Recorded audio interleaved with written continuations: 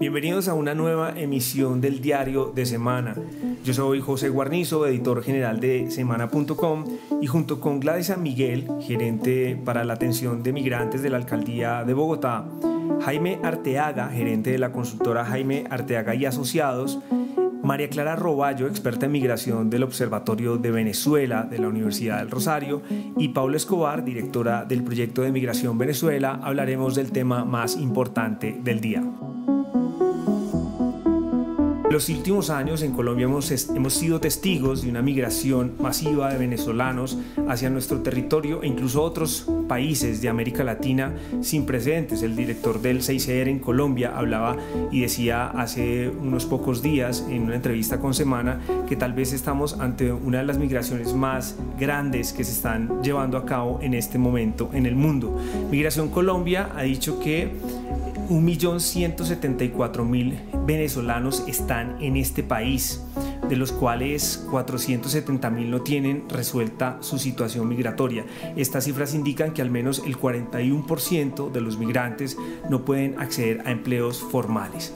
Esta semana la revista publicó un informe especial con los resultados de una encuesta contratada por el proyecto Migración Venezuela, la primera en el país, que mostró que el 37% de los venezolanos en Colombia no planea regresar a Venezuela. Quisiera empezar a preguntarle a Jaime Arteaga, primero que todo, qué metodologías se utilizaron para llevar a cabo esta encuesta, y a usted, qué fue lo que más le llamó la atención sobre todo estos resultados. Vale, muchas gracias por invitarme. Nosotros utilizamos una metodología que se usa para encuestas de poblaciones ocultas. Poblaciones ocultas son aquellas en que no hay marco muestral y se utiliza la bola de nieve. Eso se ha usado desde hace mucho tiempo. No es perfecta, en tanto que el ideal es tener un marco muestral, pero es lo más cercano a obtener una información descriptiva estadísticamente representativa. Lo que uno ve es una vocación de permanencia de la población migrante de Venezuela a Colombia. Y la vocación de permanencia es evidente cuando uno le pregunta a los migrantes. El 37% de ellos le dicen a usted que no planean volver a Venezuela. Frente a la pregunta, ¿planea usted volver a Venezuela? No, contesta el 37%. Un 8% dice no sabe, no responde, y el 55% le dice a uno sí, yo planeo volver. Y entonces le preguntamos ¿cuándo? Y entonces un 4% dice en 6 meses, en un año el 5%, en más de un año el 6%, pero el 81% dice cuando la situación mejore. ¿Y cuándo es que la situación mejora en una transición de Venezuela? Bueno, el Observatorio del Rosario puede describirlo mucho mejor que cualquiera de los que estamos en la mesa, pero además, para profundizar en esto, se nota lo siguiente. El 25% de las personas que dicen de los respondientes dicen que ya no les quedan familiares directos en Venezuela. Y la mitad dice, pienso traer al resto. No lo he traído porque no tengo cómo. Es decir, nosotros tenemos que pensar en una migración que se va a quedar y que se va a integrar al país. La política pública en este momento está más orientada a la atención a una crisis humanitaria que a una situación de integración de largo plazo. Y eso es, dentro de los muchos datos, lo que uno lo conmueve del observatorio y de la encuesta es la brecha que existe porque no estamos reconociendo que es para quedarnos. Y eso implica unos retos importantísimos que creo que tenemos al frente. Bueno, Paula Escobar, directora del proyecto Migración Venezuela, ¿qué importancia tiene hacer este tipo de mediciones en un momento en el que tal vez el país no estaba, digamos, preparado para recibir esta migración? Estábamos casi que terminando un proceso para empezar un posconflicto, como solucionando esos problemas, cuando de un momento a otro se viene, digamos, esta explosión de esta migración que pocos esperaban. Sí, José, la importancia de estos ejercicios radica en precisar, en detallar esos retos que mencionaba Jaime. Cuando uno observa los datos de Migración Colombia, son datos muy gruesos, es 1.100.000, es 1.200.000, y vamos viendo la evolución grande. Pero el reto de la atención realmente es en los municipios, en los departamentos, y va de la mano con quiénes son los migrantes, cuántos son niños, cuántos son adultos mayores, tienen o no tienen acceso a los servicios básicos. Poder definir esas magnitudes es lo que le permite a los gobiernos locales, a las agencias también que brindan la atención humanitaria, cuantificar y organizarse para que la política responda de la manera más adecuada. Porque es importante también, porque como lo mencionas, nosotros estábamos parados en un escenario posconflicto que implicaba unos retos inmensos y llega masivamente población a unos municipios que tradicionalmente tienen unas necesidades no satisfechas y una capacidad institucional limitada. Saber esta migración, qué reto adicional impone estos municipios es necesario, y eso solo se logra con cifras aterrizadas más allá de estos grandes totales y que vayan al punto de quién es cada uno de los migrantes que están entrando. Claro, María Clara Roballo, del Observatorio de Venezuela de la Universidad del Rosario, ¿qué implicaciones tienen estas cifras de las cuales nos está hablando Jaime Arteaga y que arrojan esta encuesta? Digamos, no solo en el tema de atención, sino en el tema social, de integrar a colombianos con venezolanos a largo plazo. ¿Cómo cambia esto el panorama? Bueno, las cifras son bastante preocupantes. Evidentemente, ya nosotros también desde el Observatorio de Venezuela veníamos diciendo que esta migración es de larga data y que viene a quedarse a este país, independientemente de las características de la migración venezolana, que llevan unas implicaciones más fuertes porque están inmersas en una crisis humanitaria. Cuando uno mira de otros procesos migratorios, no ve una alta tasa de retorno. El proceso migrante es tan complicado. El que una persona tome la decisión de salir de su país, de llevarse a su familia, implica una decisión pensada. Y pues en el caso de Venezuela, donde el panorama es cada vez más gris, pues es más difícil que esta migración retorne. Entonces creo que uno de los grandísimos retos es la integración social que no solamente va a requerir generar un espacio para que la educación sea una de las grandes puertas para esta migración que está llegando con unos índices importantes de migración infantil y adolescente. También las oportunidades laborales, vemos que hay sistemas muy rígidos en el país que requieren ser mucho más flexibles para recibir una migración que hoy por hoy no está plenamente documentada. A mí me preocupa un poco una de las primeras cifras que se hablaba justamente, que el 72% de esta migración está llegando o está saliendo de Venezuela por escasez de alimentos. Nosotros desde el observatorio veníamos hablando con gestores sociales y justamente nos contaban eso. Es que si bien el último momento migratorio que está enarbolado desde el 2015 dentro de la crisis migratoria, se hablaba siempre por la precariedad de las condiciones sociales en general, pero en este caso creo que ya lo que estamos viendo es que los venezolanos están saliendo por hambre, y cuando salen por hambre, su necesidad más básica o principal aquí en Colombia es conseguir alimentos. Entonces creo que eso también afecta de alguna otra forma, porque los papás lo que buscan en una primera instancia es dar alimentos a sus hijos y no integrarlos en el sector educativo. Entonces creo que es un riesgo, es un reto muy, muy grande para el Estado, porque no es una migración cualquiera, es una migración con unas necesidades muy importantes. Bueno, Gladys San Miguel, que es gerente para la atención de migrantes venezolanos de la Alcaldía de Bogotá. Hay muchos municipios en el país que todavía como que no han entendido ante lo que estamos, y uno ve como en ciertas ciudades a las que nosotros como periodistas hemos visitado también, como la incapacidad de dar una mano. En este caso, el distrito de Bogotá pues ha hecho esfuerzos, a diferencia de otros municipios en el país en los que uno no ve, digamos, ese esfuerzo de mirar qué hacemos para abordarlo. Frente a los resultados de esta encuesta, ¿cuáles son como las lecturas que ustedes hacen en el distrito para seguir adelante con esto que definitivamente va a seguir? Y es un tema al cual hay que ponerle la cara desde todos los frentes de la sociedad, no solamente el Estado, sino incluso de los mismos colombianos. Bueno, pues primero, José y Paula, muchísimas gracias por esta invitación. María Clara y Jaime, pues un placer estar aquí compartiendo con ustedes. Importante resaltar de lo que tú dices, que desde la alcaldía y por políticas del alcalde Enrique Peñalosa se ha tenido una posición de brazos abiertos y de acogida. Alrededor del 22% de los migrantes que han llegado a Colombia se están quedando en Bogotá. Y a diferencia de lo que las cifras dicen, la mayoría de los migrantes que están en Bogotá están en una situación de regularidad. Tenemos 162.000 migrantes, que equivalen al 63%, que tienen una situación de regularidad, y tenemos 95.000 que están en situación de irregularidad. Las políticas de apertura han hecho que desde los diferentes sectores se les den las posibilidades de las atenciones básicas. Para eso se crearon 3 lugares o sea, como 3 rutas de atención. La primera es el Supercade Social, en donde en el terminal de transporte se encuentran no solamente con entidades del distrito, sino con entidades humanitarias que los reciben y les empiezan a mostrar cuál es la ruta que deben seguir para regularizarse y para ubicarse dentro de la ciudad de Bogotá.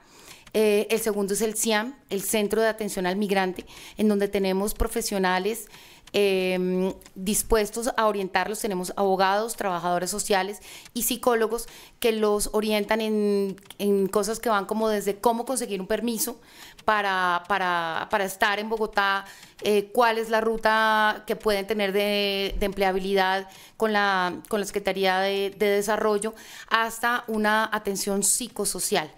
Allí se determina si estas personas necesitan una ayuda humanitaria urgente y se le da prioridad a los niños y a las madres gestantes. Y tenemos la tercera pues, digamos, entidad o posibilidad de ayuda que tenemos para ellos es el hogar de acogida, que es La Maloca.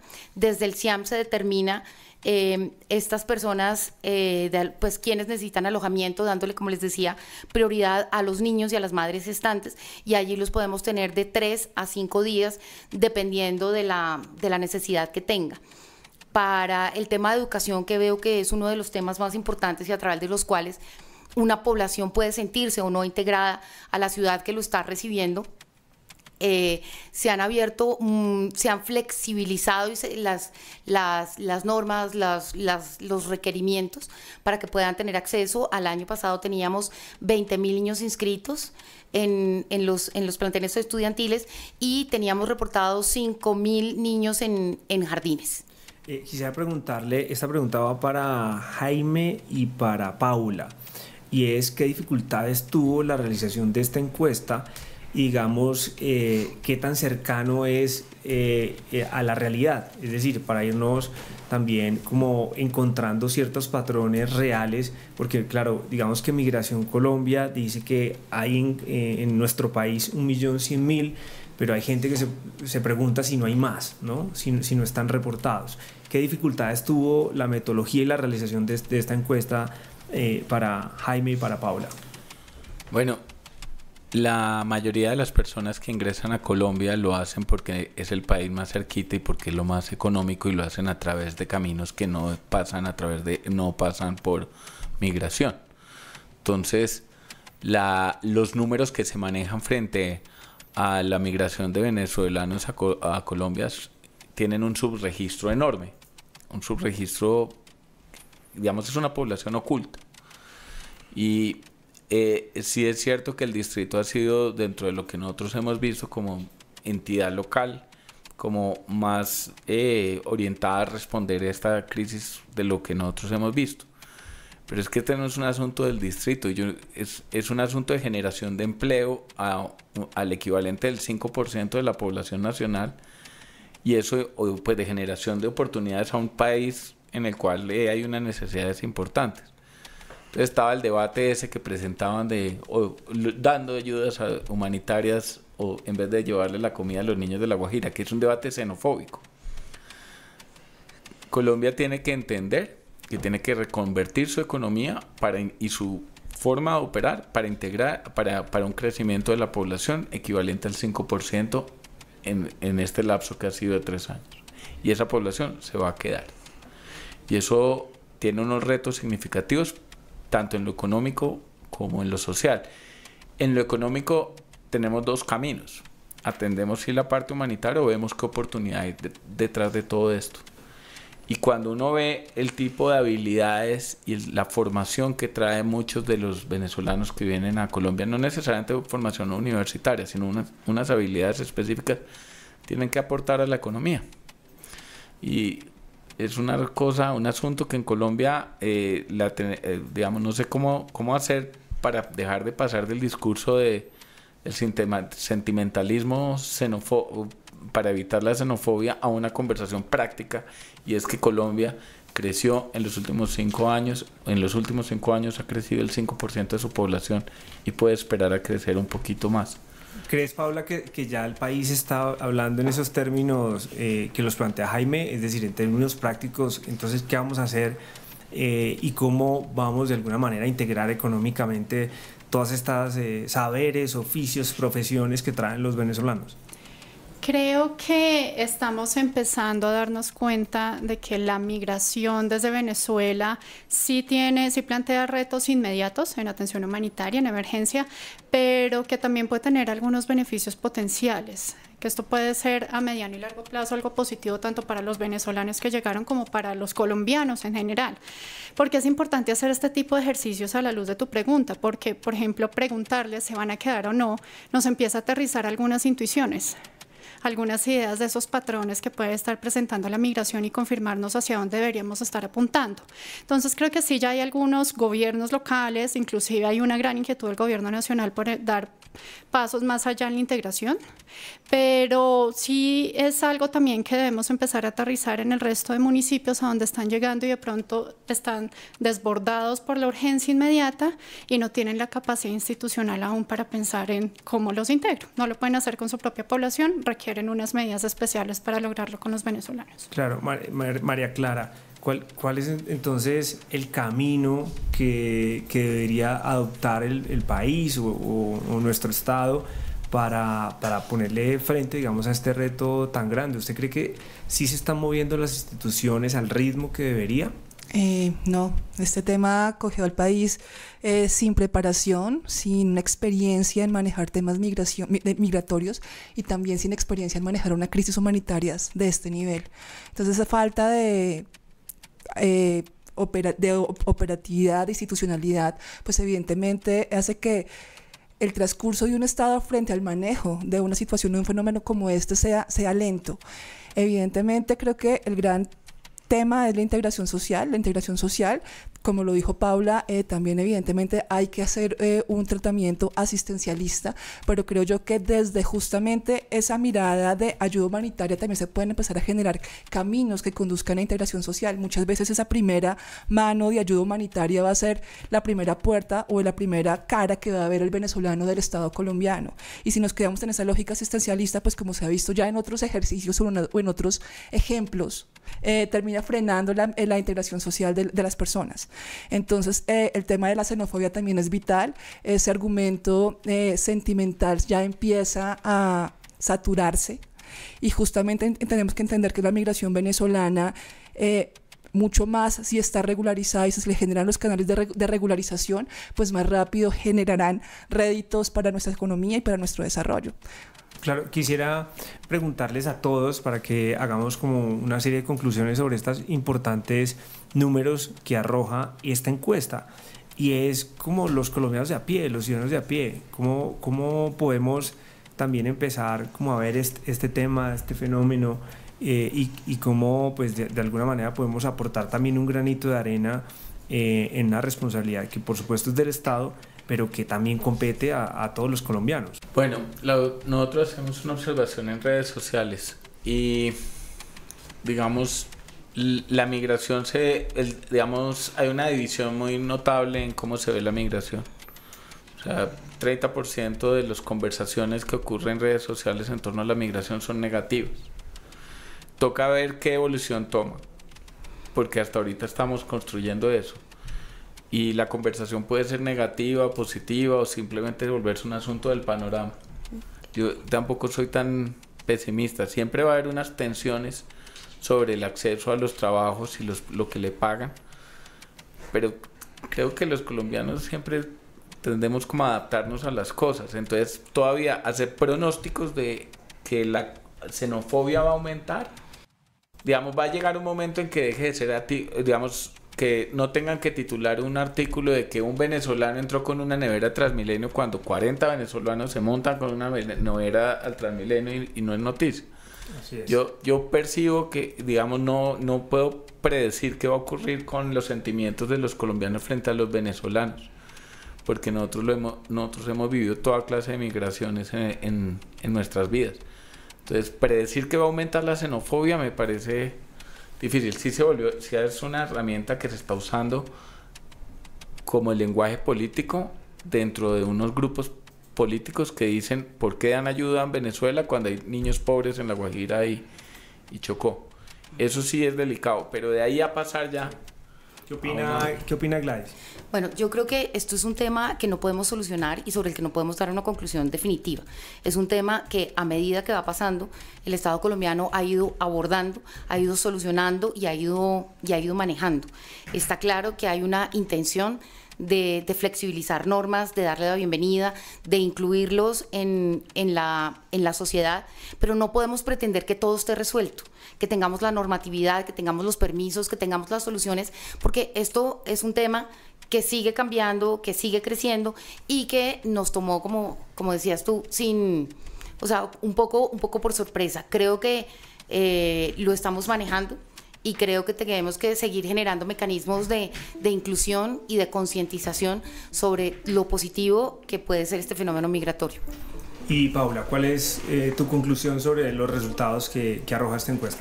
Bueno, yo creo que los números nos confirman un poco dónde están las principales necesidades. Nos plantean en una mirada hacia el futuro con la migración y con los migrantes y cómo los vamos a integrar, pero también nos plantea como sociedad colombiana a no olvidar, por ejemplo, no olvidar que emigramos hacia Venezuela en algún momento, por décadas emigramos, no olvidar también que tuvimos de pronto procesos de desplazamiento interno, entonces ya sabemos lo que significa el desarraigo, el dejar tierra, familia y demás, deberíamos recordar también eso, y también nos lleva a la obligación de informarnos. Las cifras muestran que esto va más allá de una percepción, de unos mitos, de unos miedos, y que entre mejor nos informemos sobre la situación de la migración, por qué se debe y cómo evoluciona, creo que podemos como sociedad colombiana aportar y adaptarnos mejor a este fenómeno.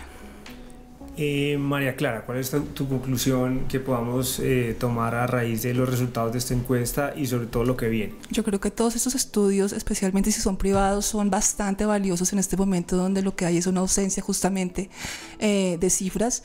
Aquí podemos de alguna forma medirnos, saber cómo se está presentando este fenómeno. En la encuesta vemos que hay diferentes ciudades las que se están midiendo y creo que son las ciudades también más importantes en donde está llegando la población migratoria. Entonces, pues se celebra justamente todas estas iniciativas y como lo dice Paula, esto nos ayuda a entender, por un lado uno metido en el tema de la investigación y la migración sabe más o menos cuáles son las grandes temáticas y problemáticas, pero cuando tiene un estudio en el que puede basar justamente esas intuiciones es mucho más potente, no solamente para corroborar estudios, sino también pues para mostrarle un poco al gobierno por dónde es que pueden ser los grandes espacios en donde se necesitan políticas públicas. Pues es muy importante que se hagan estas mediciones, que haya aparecido esta encuesta en este momento del país, y esperamos que se sigan haciendo y sobre todo vamos a estar muy pendientes también porque los medios tenemos una responsabilidad grande a la hora de informar y a la hora de abordar este importante tema. Muchas gracias a todos los oyentes que estuvieron en el diario y nos escucharemos en el siguiente episodio.